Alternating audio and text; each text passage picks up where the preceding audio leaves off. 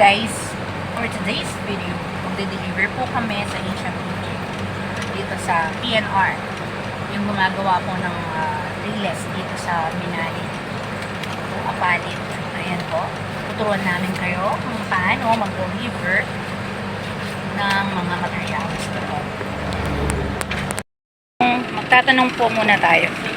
Ay, kay Sir Brian, din sa warehouse. Ano ba ito ma'am? Delivery. Thank you. Wait lang.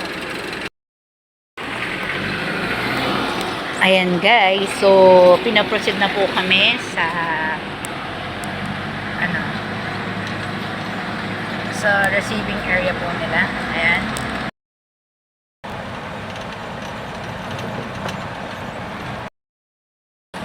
Ayan guys, yung entrance namin kanina yung sa San Isidro Lourdes, ano siya, gate. Ngayon, mahigit 1 kilometro ang layo hanggang dito sa Sampaga, Apali. Thank you. Thank you po. At nakapasok kami dito sa second guard. Ayan po, papunta na po kami sa warehouse.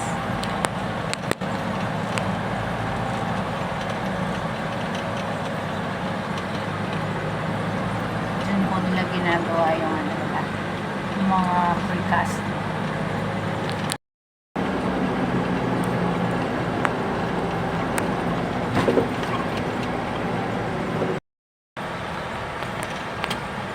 And we are finally arrived sa warehouse po yan.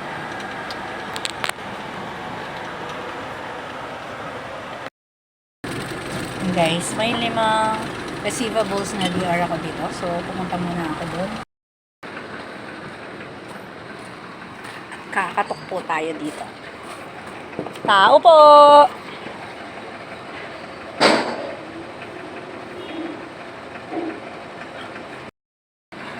Ayan si Sir Brian.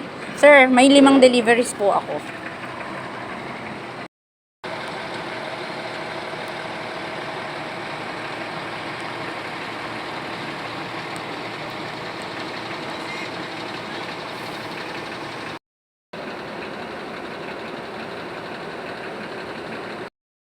mm eh. 3/4 din siya. Parang almost. Yan, check mo nila yung And finally, nabigay na po yung mga resibo. Yung white copy po ay sa kanila para daw po ma-process na. Ayan po, ganyan lang po ang pag-deliver dito.